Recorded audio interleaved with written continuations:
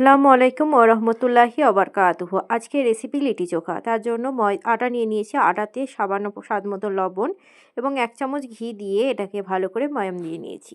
চেষ্টা করবেন এমন করে ময়াম দিতে যাতে এর মধ্যে কোনো দানা না থাকে। আর এখানে আপনারা আটাই ব্যবহার করবেন, ময়দা না।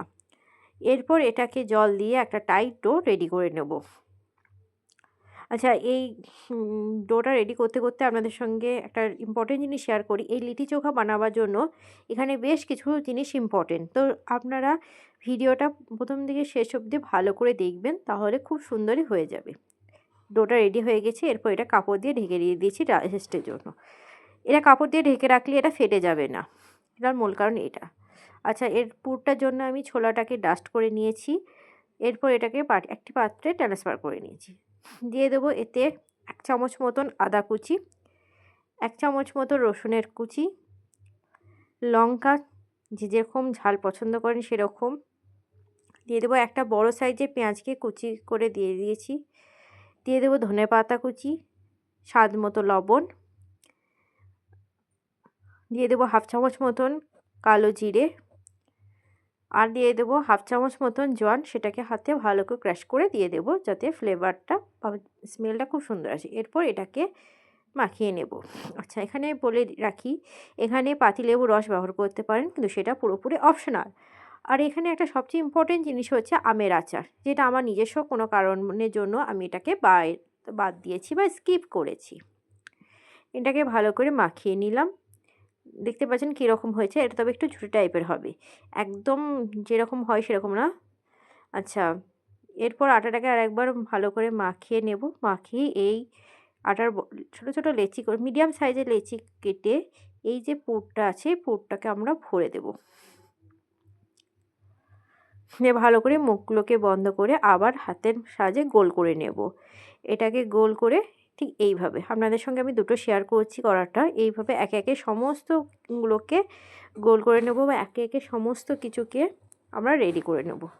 আচ্ছা, এটা আমরা কুকারে করছি, আপনারা চাইলে অন্যভাবে করতে পারেন। আমি দুটোভাবে শেয়ার করেছি, তবে একটা কুকারে একটা জালের মাধ্যমে। তবে আমার মতে কুকারে করাটাই বেস্ট, কারণ সেটা সবচেয়ে বেটার হয়।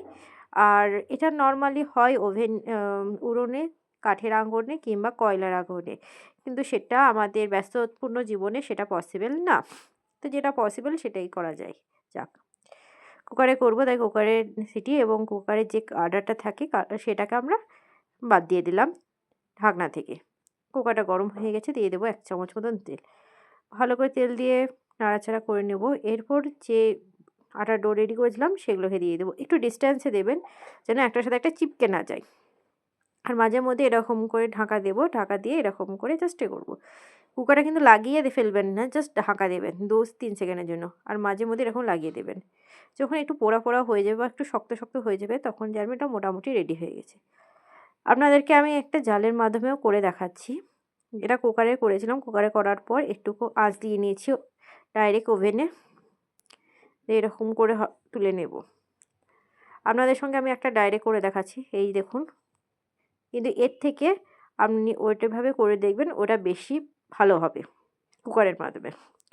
এরপর এই যে পোড়া পোড়া অংশগুলো রয়েছে সেগুলোকে আমরা একটা ছুরির মাধ্যমে ফেলে দেব, ঠিক এরকমভাবে। এটা যেহেতু ড্রাই হয়, এটাকে এবার আমরা ঘি দেব। উপর থেকে বেশ কিছুটা পরিমাণে ঘি দিয়ে এটাকে কিছুক্ষণ ভিজিয়ে রাখবো। এটাতে কিন্তু ঘিটা বেশ অনেকটা পরিমাণে ঘিটা লাগবে, যাতে এটা ভালো করে ডুবে যায়। এবার চোখা বানাবার জন্য বেগুনের ভেতরে আমি রসুন আর কাঁচা লঙ্কা ভরে এটাকে পুড়িয়ে নেব। এখানে টমেটো দিতে পারেন বা টমেটো দিলে ভালো হয়। আমি টমেটোটা নিজস্ব কারণে স্কিপ করেছি। এবার এইটাকে ভালো করে ভর্তা করে নেব। রেডি আজকের রেসিপি ভালো লাগলে অবশ্যই একটা লাইক, কমেন্ট, শেয়ার করতে